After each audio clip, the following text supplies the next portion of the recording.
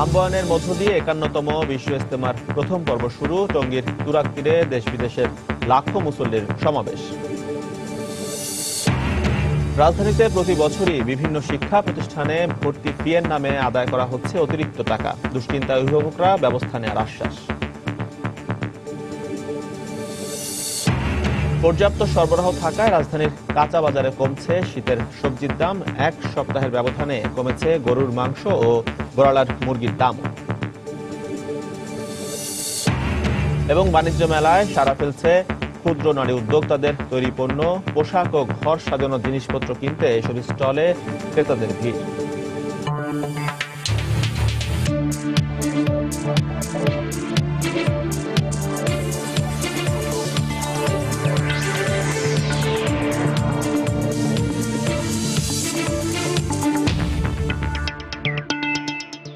দেখছিলেন শিরোনাম। আমন্ত্রণ জানাচ্ছি দেশ ও দেশের বাইরের অর্থ বাণিজ্যের নানা খবর নিয়ে আমাদের নিয়মিত আয়োজন এ সময় বাণিজ্যের। আপনাদের সঙ্গে রয়েছি আমি এজি মাহমুদ। দর্শক, বাণিজ্য সময়ের মূল খবরে যাওয়ার আগে আপনাদের জানাতে চাই, আগামী ১৭ এপ্রিল ৫ বছর পূর্ণ করতে যাচ্ছে সময় সংবাদ। এ উপলক্ষে মাস জুড়ে দর্শকের কাছে অনুষ্ঠানে দেশের প্রতিটি জেলায় যাবে সময়ের সংবাদ দল। জানবে সময় সংবাদ নিয়ে তাদের মতামত। দর্শকের কাছের যাত্রায় আজ থাকছে মেহেরপুর, আর এই মুহূর্তে মেহেরপুরের দর্শকদের সঙ্গে রয়েছেন আমাদের সহকর্মী সাজিদ রাজু।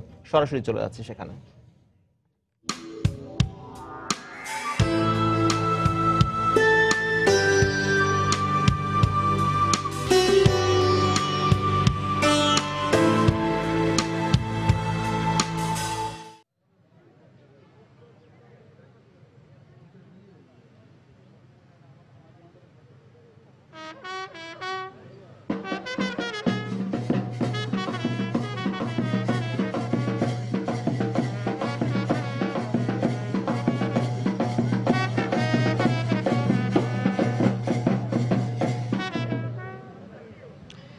দর্শক, সময় টেলিভিশন পূর্ণ করতে যাচ্ছে আগামী ১৭ এপ্রিল পঞ্চম বর্ষ। তো এই পঞ্চম বর্ষ পূর্তি উপলক্ষে আমরা যাচ্ছি দেশের প্রতিটি জেলায় এবং প্রতিটি দর্শকের কাছে আমরা যাওয়ার চেষ্টা করছি, জানার চেষ্টা করছি তাদের মতামত, তাদের পরামর্শ, তাদের ভালো লাগা মন্দ লাগা এবং সময় টেলিভিশনের কাছে তাদের প্রত্যাশার কথা। তারই অংশ হিসেবে আমরা আজ রয়েছি মেহেরপুর জেলা এবং মেহেরপুর জেলার যে পৌরসভা চত্বরে আমরা রয়েছি। এখানে আমার পাশে রয়েছেন অসংখ্য দর্শক, বিভিন্ন জায়গা থেকে তারা এসেছেন এবং এখানে যেমন রয়েছে শিশু থেকে শুরু করে বৃদ্ধ রয়েছেন, তরুণ দর্শনার্থী রয়েছেন এবং রয়েছেন আমাদের সময় টেলিভিশনের যারা নারী দর্শক তারা রয়েছেন। তো আমরা শুরু করতে যাচ্ছি আজকের আমাদের পর্ব। আমাদের নারী দর্শক যারা রয়েছেন তারা আসলে সময় টেলিভিশনে কি দেখেন, কি দেখার প্রত্যাশা করেন সেসব বিষয় জানবো। আপনি সময় টেলিভিশন দেখেন কিনা এবং দেখলে কি ভালো লাগে আপনার? আমি সময় টেলিভিশন নিয়মিত দেখি এবং খবর দেখি এবং আমার ভালো লাগে তাৎক্ষণিক যে স্পটে পৌঁছে যে সরাসরি প্রচারণাটা, ওইটা ভীষণ ভালো লাগে। তো আমি দেখতে চাই পরবর্তীতে শিশুদের জন্য শিক্ষামূলক অনুষ্ঠান এবং ড্রাগ সংক্রান্ত ড্রাগ আমাদের দেশটাকে ধ্বংস করে দিচ্ছে এবং আমি চাই যে ড্রাগ বিষয়ে সচেতনতামূলক অনুষ্ঠান নিয়মিত প্রচার করা হোক। আর সেই সাথে যে দুর্ঘটনাস্থলে আপনারা আমরা ফিডব্যাক দেখতে চাই। যে আপনাকে অনেক ধন্যবাদ। আমরা আরেকটু জানবো যে আপনার সময় টেলিভিশনের প্রতি কোনো পরামর্শ রয়েছে কিনা? আমি সবসময় ২৪ ঘন্টায় সংবাদ দেখি, আর সবচেয়ে ভালো লাগে যে সরাসরি অনুষ্ঠানটা দেখানো হয় যে কোনো ঘটনায়।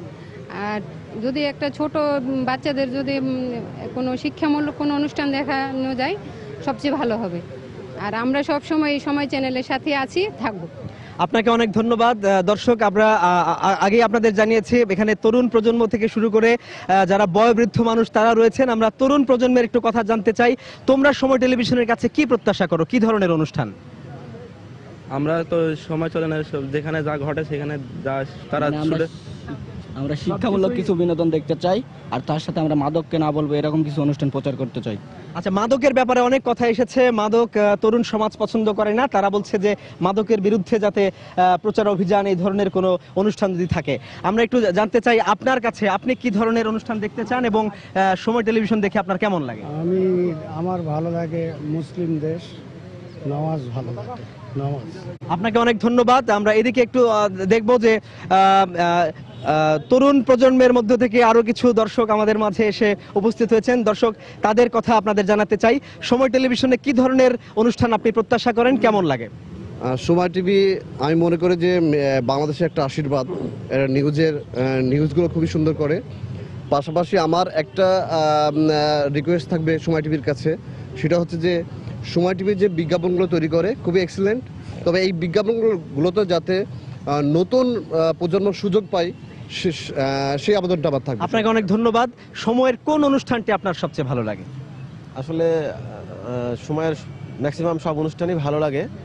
আর বাংলাদেশের চ্যানেলগুলো প্রত্যেকটাতে বেশ ভালো খবর দেয়, আপনাদের চ্যানেলগুলোতে ভালো খবর দেয়। তো আমি আশা করব আপনারা আরও ভালো ভালো নিউজ আমাদেরকে উপহার দিবেন। তবে একটা বিষয় আছে যে অন্যান্য বিনোদন তো আপনারা দেখান না, তাই না? এটা একটু ব্যবস্থা করলে, মানে নিউজের পাশাপাশি তো এটা একঘেয়েমি হয়ে যায়, নিউজের পাশাপাশি একটু অন্যান্য বিনোদনের ব্যবস্থা করলেও। আমার পাশে আরেকজন দর্শক বলার চেষ্টা করছেন। আমরা একটা বলতে চাচ্ছি যে স্প্যানিশ লিগের খেলাগুলো, যেমন অন্যান্য টিভিতে যে খেলাগুলো দেখায়, আমরা যাতে স্প্যানিশ লিগের রিয়াল মাদ্রিদ, বার্সেলোনার এবং অন্যান্য ভালো ভালো খেলা, মানে বিদেশে যে খেলাগুলো সরাসরি সম্প্রচার করে, ওই খেলাগুলো আমরা দেখতে চাই। আপনাকে অনেক ধন্যবাদ। আমরা তরুণদের কথা শুনলাম, নারীদের কথা শুনলাম। আমরা একটু জানতে চাই যে এখানে যারা বিভিন্ন শ্রেণী পেশার মানুষ রয়েছেন, ব্যবসায়ী রয়েছেন, তাদের কথা একটু জানতে চাই। আপনি কি করেন এবং সময় টেলিভিশনের কোন অনুষ্ঠানটি আপনার ভালো লাগে? আমি সংবাদ দেখি এবং সংবাদগুলো আমার কাছে ভালো লাগে। 5 বছর পূর্তি উপলক্ষে আমার কাছে খুব আনন্দ লাগছে। আমি আপনার ধন্যবাদ জানাচ্ছি, এই আর কি। তো আমি আরও দেখতে চাই যে বাল্য বিবাহ এগুলা এই অনুষ্ঠানটা দেখানোর জন্য এবং মাদকের এগুলো দেখানোর জন্য, মানে সামাজিক যে অসঙ্গতিগুলো আছে সেগুলো যাতে আমরা তুলে ধরি। আপনার কি মতামত? সময় সংবাদকে ধন্যবাদ যে আমরা 5 বছর পর আমরা নিজে স্বয়ং টিভির সামনে আসতে পারলাম। যে আমরা দেখতে চাই যে আপনার যে খবরগুলো যখন হয় আমার খুব ভালো লাগে। 2-1 সেকেন্ড 2টা অ্যাডের পরে অন্যান্য টিভিতে দেখি যে অনার্গল অ্যাড হয়ে যাচ্ছে, কোনো খবর নাই।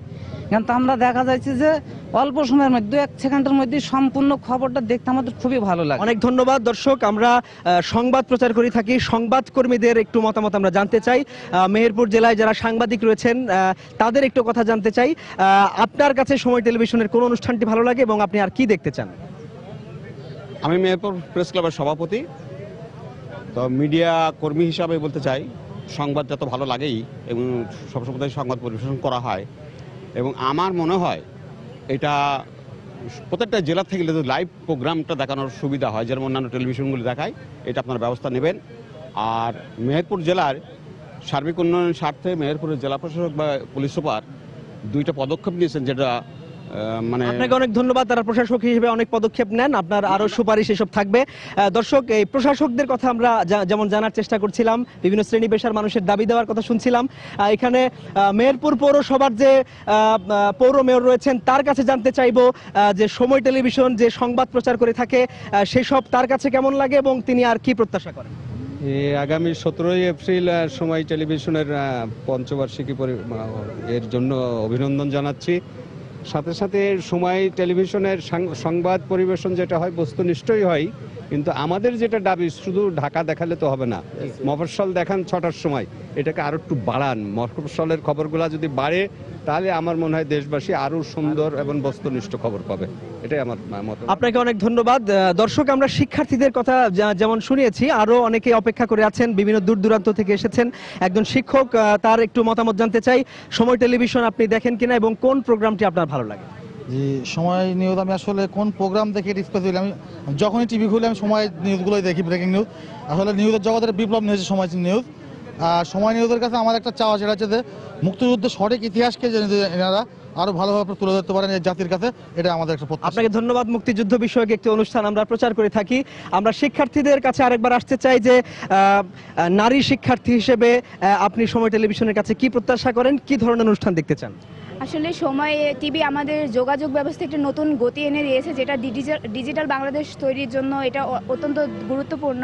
নারী শিক্ষা, আই থিঙ্ক নারীর যে বিষয়গুলো থাকে, যে নারীদের অধিকার, নারীদের আইন, তারপর যে নারীদের শিক্ষা ব্যবস্থার উপরে আমার মতে কিছু প্রতিবেদন থাকা উচিত, তাহলে সেটা আমাদের মতো শিক্ষার্থীদের জন্য অত্যন্ত তাৎপর্যপূর্ণ হবে। মানে আপনি বলছেন যে নারী অগ্রযাত্রার জন্য যাতে আমরা আরো কাজ করি এবং তাদেরকে সামনে এগিয়ে নেওয়ার জন্য। আমাদের পাশে আরো অনেকে অপেক্ষা করে আছেন, আপনার কি মতামত? সময় টিভি 5 বছর পূর্ণ হলো, আর এই টিভিতে ধরেন মুক্তিযুদ্ধের অনেক কিছু দেখে, হ্যাঁ, কিন্তু একটা সমস্যায় যখন নিউজ দেয় দিতে ধরেন কি কিছু কিছু নিউজ আছে ওগুলো সাউন্ড আসে না, হ্যাঁ, ওইগুলো অনেকে বুঝতে পারে না, অনেকে জিজ্ঞাসা করে সাউন্ড বন্ধ হয়ে যায় কেন। আমি যেরকম আমার পরিচয়, আমি হলাম এনএসএফ কেবল নেটওয়ার্কের মালিক। আপনাকে ধন্যবাদ। আপনি যান্ত্রিক ত্রুটির কথা বলেছেন, আমাদের ঊর্ধ্বতন কর্তৃপক্ষ তারাও এই অনুষ্ঠানটি দেখছেন, নিশ্চয়ই আপনার মতামতটি তারা গুরুত্ব দিয়ে বিবেচনা করবেন। আমার পাশে আরো অনেকেই রয়েছেন, আমার বাম পাশে এদিকে আরো অনেকে অপেক্ষা করে আছেন। আমরা একটু জানতে চাই যে সময় টেলিভিশনের কাছে আপনি কি প্রত্যাশা করেন? সময় টেলিভিশনের কাছে আমরা প্রত্যাশা করি আরো ভালো ভালো লাইভ দেখানো, যেমন সময় টিভির আমরা নিউজের ক্ষেত্রে খুব অসামান্য অবদান রেখে চলেছে। কারণ এই শিশু জাহিদের ব্যাপারে, রানা প্লাজার ব্যাপারে, সর্বশেষ যে মিরপুরের জঙ্গিদের আস্তানা, এদের লাইভ, এটা সাধারণ বাংলাদেশের মানুষ এই লাইভের প্রতি আগে খুঁজে সময় টিভি। আমরা সাধারণ মানুষ যখনই কিন্তু বাংলাদেশের বড় কিছু অঘটন ঘটছে বা অন্য মানে আলোড়ন সৃষ্টির ঘটনা, তখনই আমরা কিন্তু সময় টিভির খোঁজে যাই। আপনার কি অভিমত সময় টেলিভিশনের ব্যাপারে? সময় টিভি মোটামুটি আমি সবসময়তেই দেখি, বিশেষ করে বাংলাদেশের উন্নয়নের ক্ষেত্রে যে জিনিসগুলি আমি খেয়াল করে দেখেছি। পদ্মা সেতু নিয়ে যখন দেশে বিভিন্ন রকম মতবাদ ছিল, তখন পদ্মা সেতুর যে দেশে বাস্তবায়ন হচ্ছে প্রত্যেকটা মুহূর্ত তিনি তুলে ধরেছে, এটা খুবই ভালো লেগেছে আমার। সময় টিভি বাংলাদেশের অত্যন্ত জনপ্রিয় একটি চ্যানেলের নাম সময় টিভি। সময় টিভির কাছ থেকে আমরা আরও বস্তুনিষ্ঠ এবং আমরা জেলার এবং প্রান্তিক জনগোষ্ঠীর নিউজ আমরা সময় টিভি দেখতে চাই। আমরা আরেকজন দর্শকের কথা একটু জানতে চাইবো যে আপনার কোনো পরামর্শ সময় টেলিভিশনের প্রতি রয়েছে কি? সময়ের টেলিভিশনের প্রতি আমার যে আবেদন, যে নিউজ আরও বস্তুনিষ্ঠ হওয়ার দরকার, আর যে নেগেটিভ পজিটিভ দুটাই আছে, উন্নয়নের কথাগুলোও কিন্তু বলতে হবে। এই উন্নয়নের ধারাবাহিকতা যে হচ্ছে দেশে, সেই কথাটুকু বলতে হবে, এটুকু আমার। দর্শক, আমরা অনেকের কথা আপনাদের সামনে তুলে ধরলাম। একই রকম ভাবে আমরা অন্য একটি জেলায় দেখা হবে। আমরা বিকেলে যাচ্ছি চুয়াডাঙ্গায়। সে পর্যন্ত চুয়াডাঙ্গার দর্শকদের বলে রাখছি যে আসছি আপনার জেলায়, তৈরি থাকুন আপনিও আপনার মতামত দেওয়ার জন্য। আর সময় টেলিভিশনের দর্শকদের বলে রাখি আমাদের এই যাত্রা চলতে থাকবে। আজ এখন পর্যন্ত শেষ করছি। সবার জন্য শুভকামনা।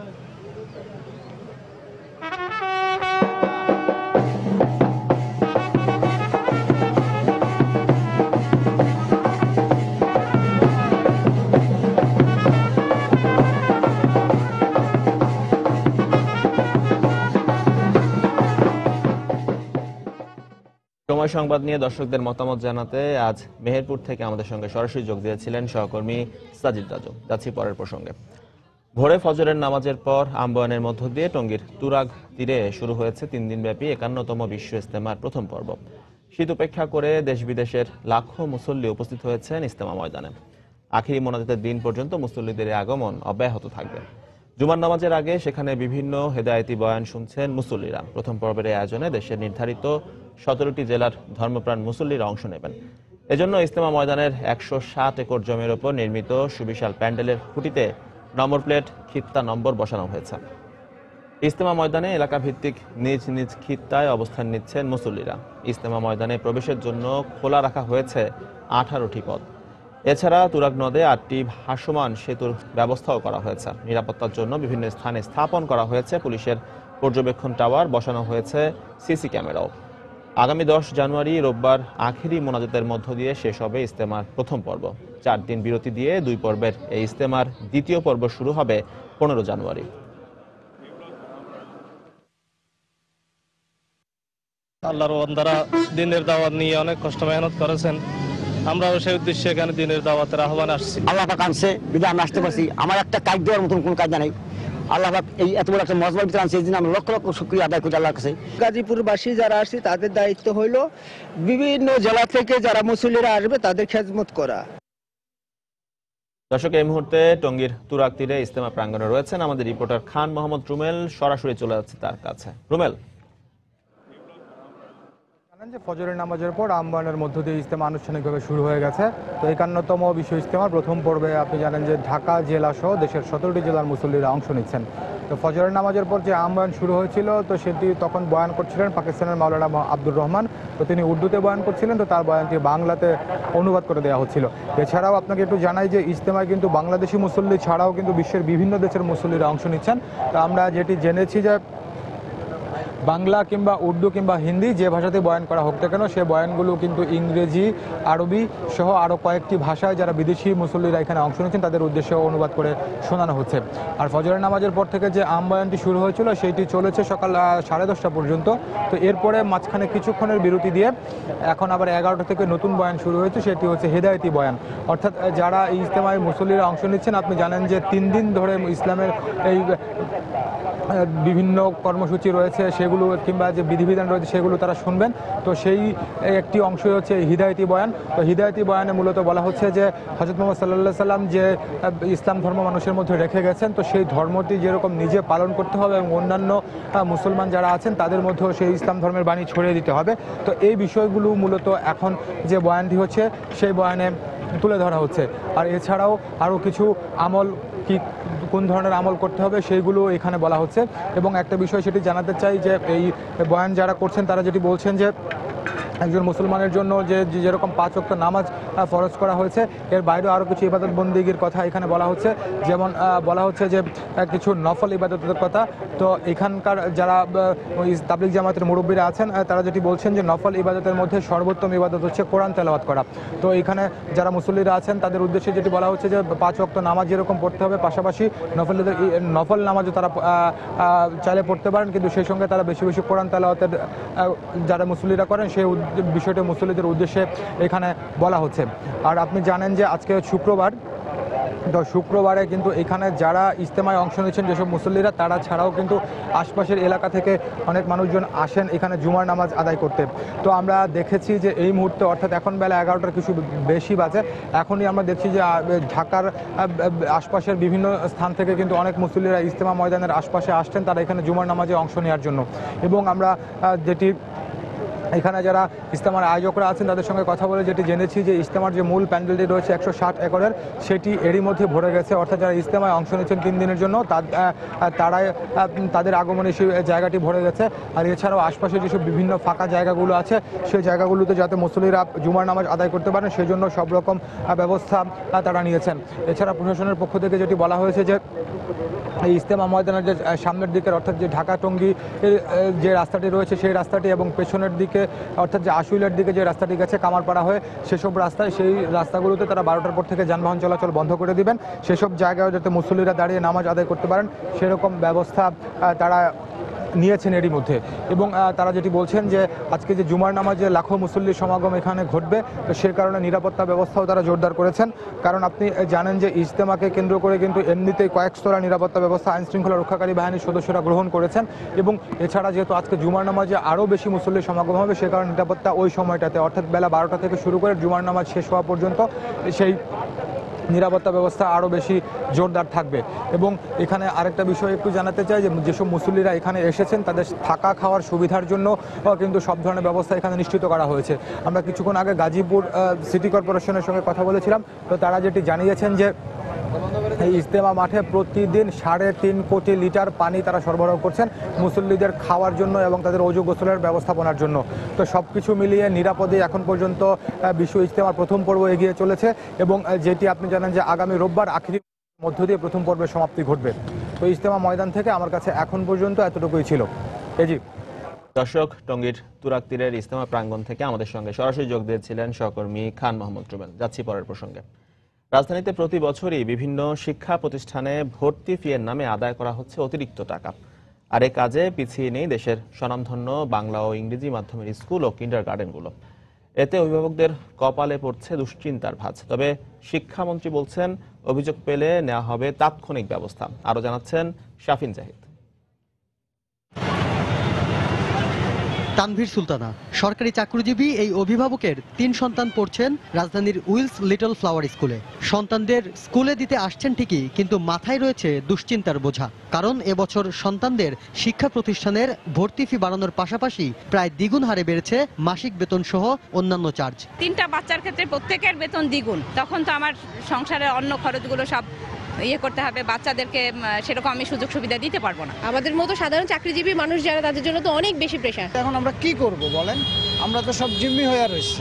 দেশের সবগুলো নামী কিংবা বেনামী বিদ্যালয়গুলোর দিকে অভিযোগের আঙুল আছে অভিভাবকদের। সরকারের নিয়ম অমান্য করে যেখানে সব ছাত্রছাত্রীদের কাছ থেকে ভর্তির নামে আদায় করা হচ্ছে অতিরিক্ত টাকা, আর প্রতি বছরই বাড়ছে এর পরিমাণ। সেই সাথে বিশেষ ক্লাসের নামে কোচিং করিয়ে আদায় করছেন অতিরিক্ত টাকা।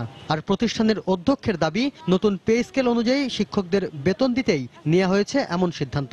বর্তমান যে পে স্কেল ঘোষণা করলো সেইটা দিলে 75% বাড়াইতে হয়, সেই জন্য মাত্র 49.5 6-7% বাড়াইছি।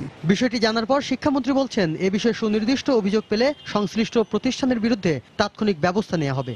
তারা কমপ্লেন দেয় না, তারা আবার গোপন রাখতে চায়। এটা আপনি যেমন বললেন, তারা তো আমার কাছে বলবে না, আমাকে দিলে তো আমার জন্য সুবিধা হয়। একটা প্রমাণ একজনের চিঠি দিলেই তো আমি অ্যাকশন নিয়ে নিতে পারি তাৎক্ষণিক। আমার তো প্রমাণ দরকার, কেউ রক্ষা পাবে না। প্রতিবার সবার টাকা ফেরত দেওয়া হয়েছে, এবারও ফেরত দিতে হবে। সেই সাথে নির্ধারিত ফিয়ের বাইরে যেন কেউ টাকা না দেন এমন আহ্বানও জানান মন্ত্রী। একদিকে এসব স্কুল কর্তৃপক্ষ বলছেন যে যৌক্তিক কারণে বাড়ানো হচ্ছে মাসিক বেতন সহ অন্যান্য সকল চার্জ, আর এসব শিক্ষার্থীর অভিভাবকরা বলছেন যদি শিক্ষার পিছনে এমন লাগামহীন ব্যয় বাড়তেই থাকে তাহলে এর প্রভাব পড়বে শিক্ষা জীবনে। শাফিন জাহিদ, সময় সংবাদ, ঢাকা। পর্যাপ্ত সরবরাহ থাকায় রাজধানীর বাজারে দাম কমেছে বেশিরভাগ সবজির, তবে মৌসুম হয় আরও দাম কমানোর দাবি ক্রেতাদের। পাশাপাশি চাষ করা মাছের দাম স্বাভাবিক থাকলেও বেড়েছে নদী ও সাগরের মাছের দাম। এদিকে মাংসের বাজারে খাসির দাম স্থিতিশীল থাকলেও গরুর মাংস কেজিতে 10 টাকা কমে বিক্রি হচ্ছে। এছাড়া এক সপ্তাহের ব্যবধানে দাম কমেছে ব্রয়লার মুরগির। রাজধানীর মহাখালী কাঁচাবাজার ঘুরে এসে বিস্তারিত জানাচ্ছেন কাজল আব্দুল্লাহ। রঙিন সবজিতে ভরা রাজধানীর কাঁচা বাজার। বাজারে সরবরাহের ঘাটতি না থাকায় বেশিরভাগ সবজি কেজি প্রতি 3 থেকে 4 টাকা কমে আলু 25, বেগুন 30 থেকে 35, টমেটো 30, ফুলকপি 20 থেকে 25 টাকায় বিক্রি হচ্ছে। গেছে সপ্তাহের দাম একটু কম, কেজি ধরেন 3-4 টাকা কমছে। আলু গেছে সপ্তাহে ছিল আমরা 30 টাকা, এখন 25, টমেটো 30-35। তবে বাজারে সবজির ঘাটতি না থাকায় দাম আরো কম রাখা উচিত বলে দাবি ক্রেতাদের। সবজির দামটা একটু কম হলে, সেহেতু শীত সিজন, সবজির দাম ওভারঅল একটু কম হলে ভালো। এদিকে বাজারে চাষ করা মাছের দাম স্বাভাবিক থাকলেও কেজিতে 40 থেকে 50 টাকা দাম বেড়েছে নদী ও সামুদ্রিক মাছের। বাড়ছে, মাছের একটু কম তো এই জন্য আর কি দামটা একটু বাড়ছে। কেজি প্রতি মনে করেন 40-50 টাকা বাড়ছে। অন্যদিকে মাংসের বাজারে খাসির দাম স্থিতিশীল থাকলেও 10 টাকা কমে 370 টাকা বিক্রি হচ্ছে গরুর মাংস, আর কেজি প্রতি 10 টাকা কমে ব্রয়লার মুরগি বিক্রি হচ্ছে 150 টাকায়। গরু কিনা আমাদের লাভ কম হয় আর বেচা কিনা কম। বেচা কিনা যদি ভালো হইতো তাহলে মনে হয় সেলটা একটু বেশি হইতো, তাহলে 2টার জায়গায় 4 টাকা কাটলে আমাদের একটু কষ্ট। গত সপ্তাহ থেকে এই সপ্তাহে 10 টাকা কেজিতে কমছে। গত সপ্তাহে 160 টাকা ছিল, এই সপ্তাহে 150 টাকা করে বিক্রি করতেছি। কাজল আব্দুল্লাহ, সময় সংবাদ, ঢাকা। রাজধানীর বঙ্গবন্ধু আন্তর্জাতিক সম্মেলন কেন্দ্রে চলছে 3 দিনব্যাপী স্মার্টফোন ট্যাব এক্সপো। মেলার প্রথম দিনই বেশ সাড়া ফেলেছে virtual reality device gear VR promotion. এছাড়া বেশিরভাগ স্মার্টফোনে রয়েছে মূল্য ছাড় সহ বিভিন্ন গিফটের অফার। তবে প্রত্যাশা অনুযায়ী পণ্য না পাওয়ায় অসন্তুষ্টির কথাও জানিয়েছেন দর্শনার্থীরা। বিস্তারিত জানাচ্ছেন কামরুল হাসান সবুজ। নতুন বছরের শুরুতে বিভিন্ন অফারে ক্রেতা আকর্ষণের স্মার্টফোন ট্যাবের এই মেলায় অনেকেই আসছেন লাইফস্টাইল প্রোডাক্ট গিয়ার ভিআর ব্যবহারের অভিজ্ঞতা নিতে।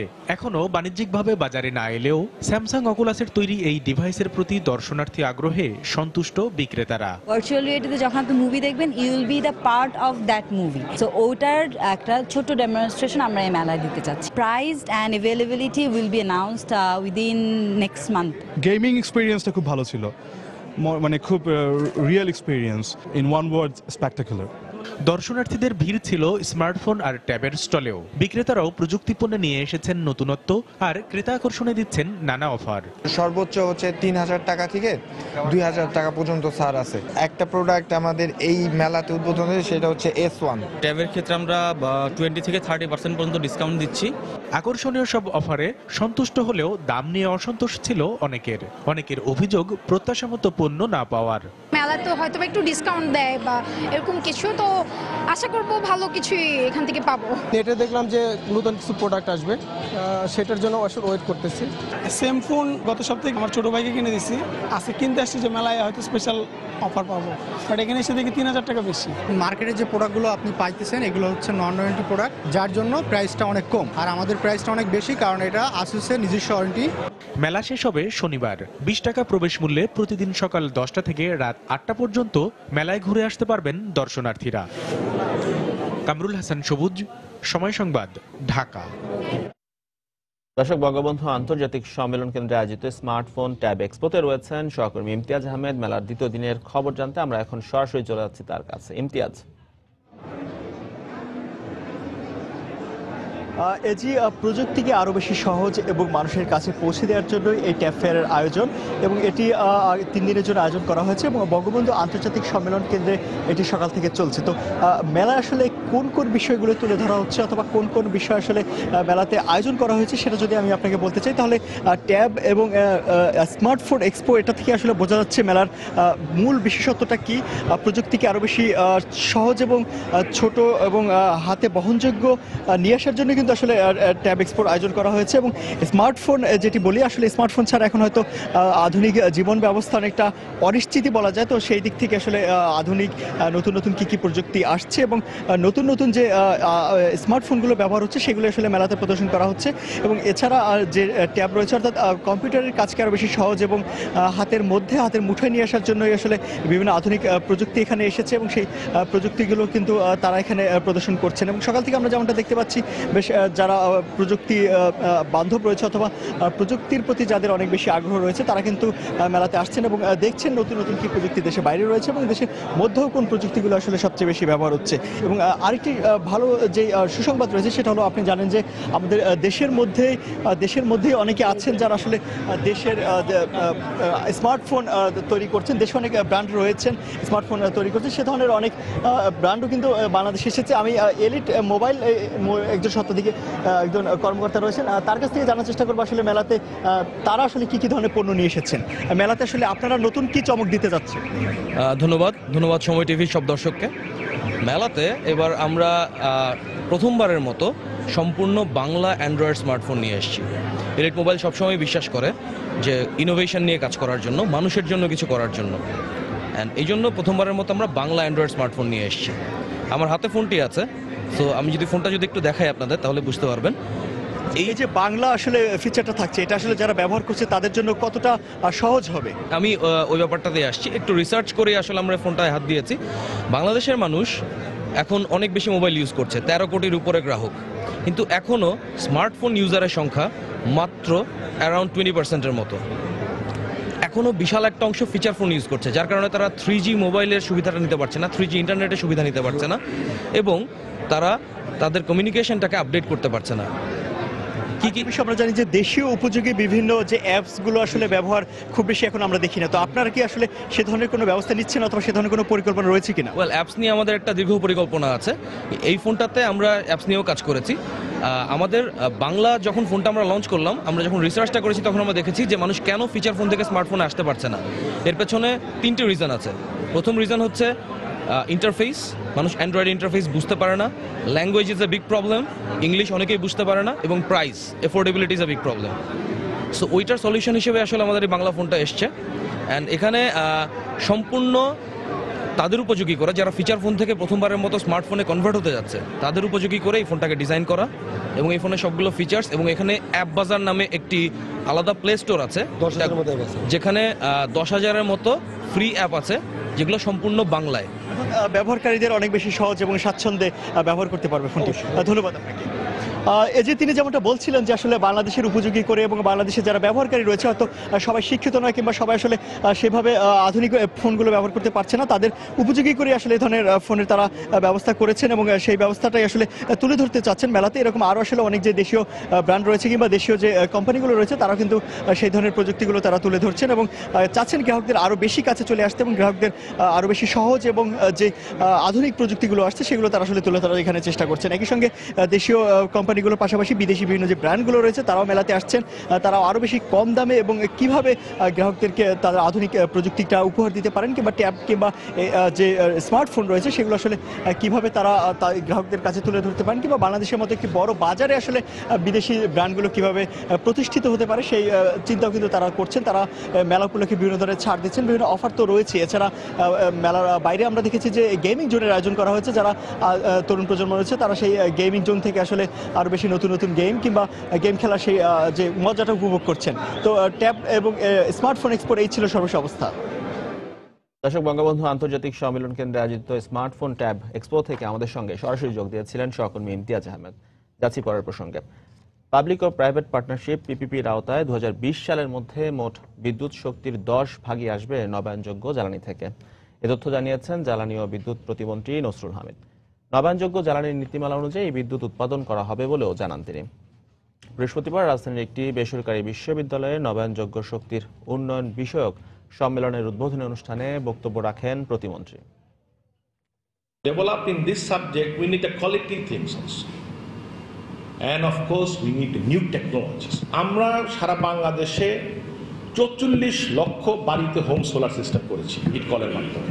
পাওয়ার অ্যান্ড এনার্জি সেক্টরে 13 থেকে 14 বিলিয়ন ডলার ইনভেস্টমেন্ট হচ্ছে নেক্সট 5 ইয়ার্স। কারণ আমি যাচ্ছি 24,000 মেগাওয়াটের বিদ্যুৎ উৎপন্ন করতে। 21তম আন্তর্জাতিক বাণিজ্য মেলায় ক্রেতাদের নজর কেড়েছে ক্ষুদ্র নারী উদ্যোক্তাদের হাতে তৈরি নানা পণ্য। সালোয়ার কামিজ, শাড়ির পাশাপাশি ঘর সাজানোর নানা জিনিসপত্র কিনতে এইসব স্টলে ভিড় করছেন ক্রেতারা। পণ্যের মান ও দাম নিয়ে যেমন ক্রেতাদের কোনো অভিযোগ নেই, তেমনি মেলার শুরুতেই ভালো সাড়া পেয়ে খুশি বিক্রেতারাও। বিস্তারিত জানাচ্ছেন হাজেরা শিউলি। নকশা করা নিপুণ ডিজাইনের সালোয়ার কামিজ, শাড়ি কিংবা নিখুঁত বুননে তৈরি নকশি কাঁথাই শুধু নয়, বিছানার চাদর, সোফার কুশন, টেবিল ম্যাট থেকে শুরু করে ঘরে শোভা বাড়ানোর সব জিনিস পাওয়া যাচ্ছে আন্তর্জাতিক বাণিজ্য মেলার নারী উদ্যোক্তাদের স্টলে। গৃহিণী ও তরুণীদের পাশাপাশি নানা শ্রেণীর ক্রেতারা আসছেন এসব স্টলে। কুষ্টিয়া, তারপরে রাজশাহী, পাবনার এখানকার হলো হাতের কাজ, বিভিন্ন আরো অন্যান্য জায়গার হাতের কাজ নিয়ে আমরা এই মেলাতে উঠেছি। হ্যাঁ, হাতের কাজের জিনিসগুলি কিনবো বলে আমরা আসছি। হাতের জিনিস দেখতেও সুন্দর। নকশি কাঁথা তো আমরা সচরাচর নর্মালি কোনো দোকানে মার্কেটে পাওয়া যায় না। বিভিন্ন আইটেম এখানে পাওয়া যায়, অনেক কালারের, অনেক ডিজাইনের। মেলায় নিজেদের হাতে তৈরি পণ্য বিক্রি করতে পেরে খুশি প্রত্যন্ত অঞ্চলের নারী উদ্যোক্তারা, আর কম দামে বৈচিত্র্যময় জিনিস পেয়ে খুশি ক্রেতারাও। সিরাজগঞ্জের থেকে আমরা জয়িতার সুযোগ পেয়েছি আর কি স্টল নেওয়ার জন্য। তো আমাদের এখানে যে প্রোডাক্টগুলো আছে আমাদের মেয়েদেরই তৈরি, আমরা মূলত চেষ্টা করছি একটা কম প্রাইজে দেওয়ার জন্য। আগের তুলনায় আমাদের অনেক ভালো চলতেছে, কাস্টমার ভালো ধরতেছে, রিজনেবল প্রাইস আমার কাছে মনে হয়। তো এর মধ্যে একটু ঘুরে ঘুরে দেখা ভালো লাগছে। শুধু পোশাক কিংবা শোপিসই নয়, হাতে তৈরি নাম না জানা মুখরোচক পিঠাও বিক্রি হচ্ছে মেলায়। সামনের দিনগুলোতে মেলায় আরো বেশি পণ্য আনা হবে বলে জানান উদ্যোক্তারা। অনেক ধরনের ভ্যারাইটিস পিঠা নিয়ে আসছি, যেমন নকশি পিঠা, মুখ পাকন, তারপরে আছে আপনার পাটিসাপটা, বুটের হালুয়া। এখানে মেলায় এসে আমাদের ভালোই বিক্রি হচ্ছে।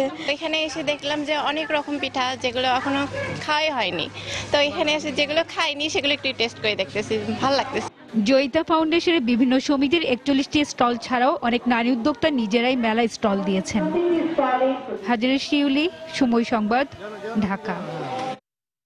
দর্শক, 21তম ঢাকা আন্তর্জাতিক বাণিজ্য মেলার 8ম দিন আজ, আর এই মুহূর্তে রাজধানীর শেরেবাংলা নগরে মেলা প্রাঙ্গণে রয়েছেন আমাদের সহকর্মী কামরুল হাসান সবুজ। বিস্তারিত জানতে সরাসরি চলে যাচ্ছে তার কাছে। সবুজ, এই যে ঢাকা আন্তর্জাতিক বাণিজ্য মেলার যে 21তম আসর রাজধানীর শেরেবাংলা নগরে বসেছে, তার কিন্তু আজকে 8ম দিন এবং গত শুক্রবারে মেলা উদ্বোধনের পরে আজকেই আরেকটি শুক্রবার, যে শুক্রবারগুলোতে কিন্তু দর্শনার্থীর ভিড় বেশি থাকে এবং বিক্রেতাদের কিন্তু প্রত্যাশা অন্যান্য দিনের তুলনায় অনেক বেশি থাকে। তো আজকেও আমরা সকালে বেলায় মেলা প্রাঙ্গণে ঢুকে প্রবেশ করে যেমনটা দেখেছি, সকাল 10টায় মেলার প্রবেশদ্বার খুলে দেওয়ার পর থেকেই কিন্তু দর্শনার্থী ভেতরে আসতে শুরু করেছে এবং আমরা দেখেছি অনেক দোকান কিন্তু যে সময়টা তারা পণ্যের গোছানো বা ঠিকঠাক করা নিয়ে ব্যস্ত থাকে, আজকে কিন্তু তারা সেই সময়টাতে অর্থাৎ বিক্রি শুরু করে দিয়েছে এবং প্রায় অনেক স্টল প্যাভিলিয়নে কিন্তু ক্রেতা সমাগম কিন্তু বেশ হয়েছে এবং আমরা দেখেছি যে তারা তাদের পছন্দ মতো পণ্য কিনছেন এবং অনেকেই কিন্তু, বিশেষ করে যারা কোকারিজের দোকানে, অর্থাৎ আজকে ছুটির দিন হয় কিন্তু সকাল থেকে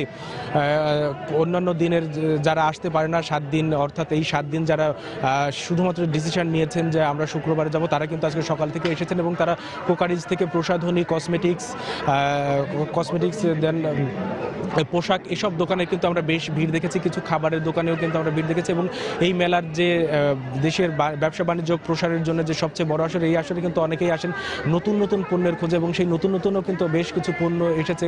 গৃহস্থলী পণ্য থেকে খাবার, পোশাক এবং আসবাবপত্র, এই জিনিসগুলোতে কিন্তু কিছু নতুনত্ব আসছে। তো এই যে আমরা এখন একজন দর্শনার্থীর সাথে কথা বলবো যারা আজকে এখানে এসেছেন এবং সকালবেলা এসেছেন, আমরা তাদের সাথে কথা বলবো। তারা আজকে সারাদিন এখানে কথা কি করবেন। তো আজকে শুক্রবার সকাল সকাল মেলাতে এসেছেন, কেমন? খুব ভালো লাগছে, এখানে আসছি, বিভিন্ন স্টলগুলো দেখলাম, খুব ভালো লাগছে। আর আজকে চিন্তা করছি যে সারাদিন এখানে ঘুরবো, শুক্রবার পেয়েছি, খুব ভালো লাগছে।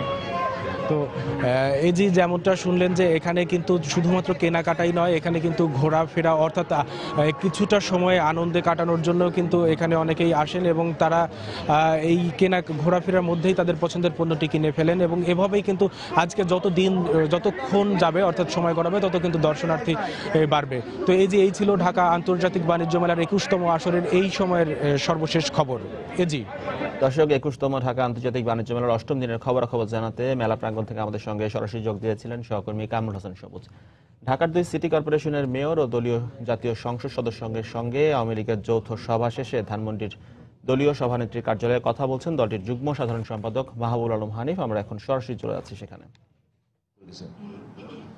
আমরা বারবার বলেছি, স্মৃতিপূর্বেও আমরা বহুবার বলেছি, বাংলাদেশ আওয়ামী লীগ কোনো রাজনৈতিক দল ভাঙা গড়ায় বিশ্বাসী নয়। বাংলাদেশ আওয়ামী লীগের অতীত ইতিহাস কখনো এটাকে সমর্থন করে না। বাংলাদেশ আওয়ামী লীগ গণতন্ত্রে বিশ্বাসী, বাংলাদেশ আওয়ামী লীগ সকল রাজনৈতিক দলের প্রতি শ্রদ্ধাশীল। এই স্বাধীন বাংলাদেশে রাজনৈতিক দল ভাঙা গড়ার কর্মকাণ্ড কে শুরু করেছিল সেটা বাংলাদেশ সকলেই জানে। সেটা এই বিএনপির প্রতিষ্ঠাতা খুনি জিয়াউর রহমান। উনি 1975 সালে জাতির পিতাকে হত্যার পর এই বাংলাদেশের ক্ষমতা দখলের পর তার নিজের দল গঠন করার জন্য বিভিন্ন রাজনৈতিক দলকে উনি অর্থের লোভ দেখিয়ে, ভয় দেখিয়ে, ভীতি দেখিয়ে উনি ভেঙে নিজের দল গঠন করেছিলেন। তখন থেকেই এই বাংলাদেশে দল ভাঙা গড়া রাজনীতি শুরু করেছিলেন এই জিয়া রহমান নেতৃত্বে এই বিএনপি। আজকে সেই বিএনপির দলের নেতারাই আজকে এই ধরনের অভিযোগ করে চরম মিথ্যাচার করে জাতিকে বিভ্রান্ত করার চেষ্টা করাচ্ছেন।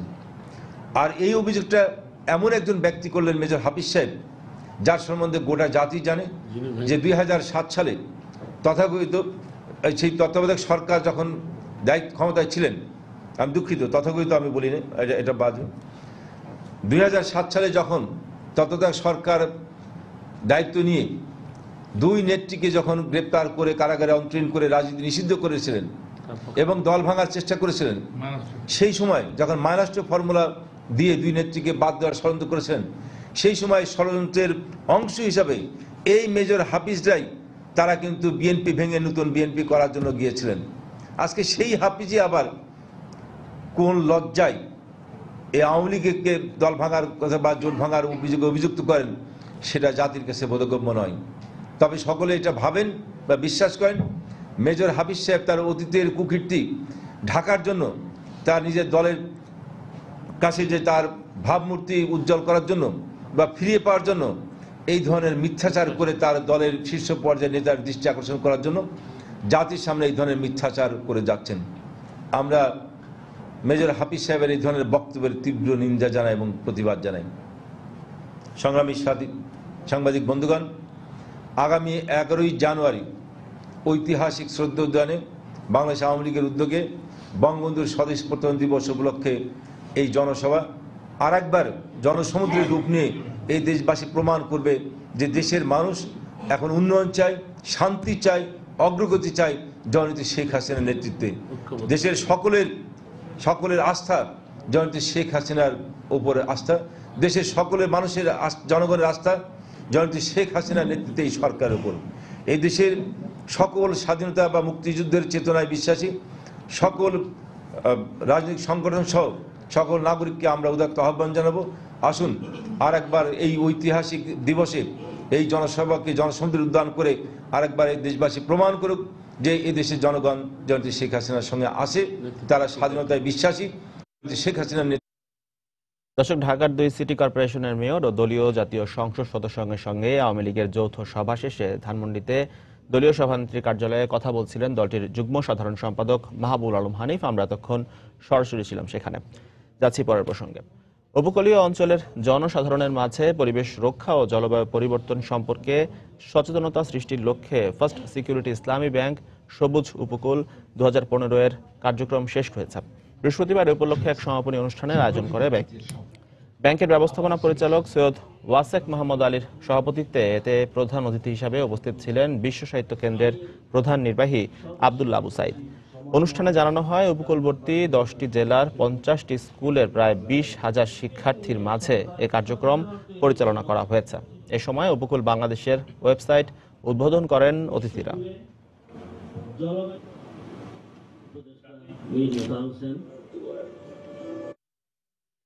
বিশ্ব ইজতেমা উপলক্ষে আগত মুসল্লিদের বিনামূল্যে চিকিৎসা সেবা দিচ্ছে হামদর্দ। সকালে টঙ্গীর তুরাগ নদীর তীরে হামদর্দ ফ্রি মেডিকেল ক্যাম্প উদ্বোধন করেন ধর্মমন্ত্রী অধ্যক্ষ মতিউর রহমান। এ সময় হামদর্দের ট্রাস্টি বোর্ডের চেয়ারম্যান ডক্টর এম.আর. খান সহ হামদর্দ ও অর্থ বোর্ডের বিভিন্ন পর্যায়ের কর্মকর্তারা উপস্থিত ছিলেন। হামদর্দ মেডিকেল ক্যাম্প থেকে ইজতেমার 2 পর্বে বিনামূল্য ঔষধ ও চিকিৎসা সেবা নিতে পারবেন মুসল্লিরা। দেশের বাইরের অর্থ বাণিজ্যের খবর। 2016 সালে বিশ্বের প্রবৃদ্ধি হতে পারে 2.9% আর 2017 সালে হতে পারে 3.2%। সম্প্রতি একটি গবেষণা রিপোর্টে এমনই পূর্বাভাস দিয়েছে জাতিসংঘ।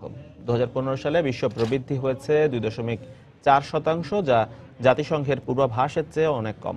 মূলত নিত্যপণ্যের দরপতন, বাজারে নগদ অর্থের প্রবাহ এবং মুদ্রার মানে অস্থিতিশীলতার কারণে গেল বছর প্রবৃদ্ধিও কম হয়েছে। তবে নিত্যপণ্যের দরপতন, আমদানি রফতানি, সামষ্টিক অর্থনীতি, মুদ্রা বিনিময় হার এবং বিনিয়োগ ও উন্নয়ন এই বিষয়গুলো আগামী 2 বছর বিশ্ব প্রবৃদ্ধিকে প্রভাবিত করবে বলেও পূর্বাভাস দিয়েছে জাতিসংঘ।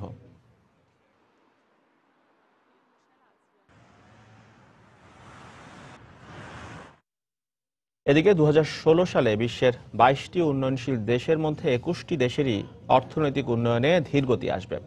এসব দেশের মধ্যে ব্রাজিল, গ্রিস এবং দক্ষিণ আফ্রিকা অন্যতম অবস্থানে রয়েছে। চীনা অর্থনীতির জন্য কঠিন হবে 2016 সাল, এমনটাই পূর্বাভাস দিয়েছে বিশ্বের বৃহত্তম ব্যাংক জেপি মর্গান। সম্প্রতি প্রকাশিত এক গবেষণা প্রতিবেদনে বলা হচ্ছে, চলতি বছর ব্রাজিলের প্রবৃদ্ধি হতে পারে 1.2%। অন্যদিকে গ্রিসের প্রবৃদ্ধি কমতে পারে আরও 1.2%। দক্ষিণ আফ্রিকার প্রবৃদ্ধি হতে পারে 1.6% এবং রাশিয়ার প্রবৃদ্ধি হতে পারে মাত্র 0.5%। 0.2% করে প্রবৃদ্ধি কমতে পারে চীন এবং ভারতের। গবেষণা বলছে, নিত্যপণ্যের দাম কমলেও কয়েকটি দেশ পণ্যের রফতানি বাড়াতে পারেনি। এ কারণেই প্রবৃদ্ধিতে পিছিয়ে পড়ছে দেশগুলো। যুক্তরাষ্ট্রের লাস ভেগাসে চলছে কনজিউমার ইলেকট্রনিক্স শো 2016। প্রতি বছরের মতো এবারেও নিত্য নতুন সব প্রযুক্তি পণ্য নিয়ে বিশ্বের বিভিন্ন প্রতিষ্ঠান হাজির হয়েছে এই প্রদর্শনীতে। আর উদ্যোক্তা প্রতিষ্ঠানগুলোর উদ্ভাবিত প্রযুক্তি পণ্যের বিপণন ও বিনিয়োগের ক্ষেত্রে এই প্রদর্শনী গুরুত্বপূর্ণ ভূমিকা রেখে চলছে বলেও জানিয়েছেন আয়োজকরা। যুক্তরাষ্ট্রের লাস ভেগাস কনভেনশন সেন্টার 40 বছরেরও বেশি সময় ধরে প্রতি বছরের জানুয়ারিতে এখানেই আয়োজিত হয়ে আসছে বিশ্বের সবচেয়ে বড় প্রযুক্তি পণ্যের আসর কনজিউমার ইলেকট্রনিক্স শো। এরই ধারাবাহিকতায় কনজিউমার ইলেকট্রনিক্স অ্যাসোসিয়েশনের উদ্যোগে আয়োজিত প্রদর্শনীতে চোখ ধাঁধানো সব প্রযুক্তি পণ্যের পসরা বসেছে এবারেও। শরীর চর্চায় আগ্রহীদের জন্য টেকনোজিম এবারে নিয়ে এসেছে উন্নত প্রযুক্তির ট্রেডমিল। ব্যবহারকারীরা দৌড় বা হাঁটার গতির ছন্দে নিজেদের পছন্দ অনুযায়ী এতে গান শুনতে পাবেন বলে জানিয়েছে ইতালিয়ান প্রতিষ্ঠানটি। অন্যদিকে আইফিট তাদের ট্রেডমিলে নিয়ে এসেছে প্রায় 60 ইঞ্চির বাঁকানো OLED পর্দা। এতে গুগল ম্যাপ ব্যবহারের মাধ্যমে ব্যবহারকারীরা পৃথিবীর পছন্দসই যে কোনো স্থানকে বেছে নিতে পারবেন জগিংয়ের জন্য।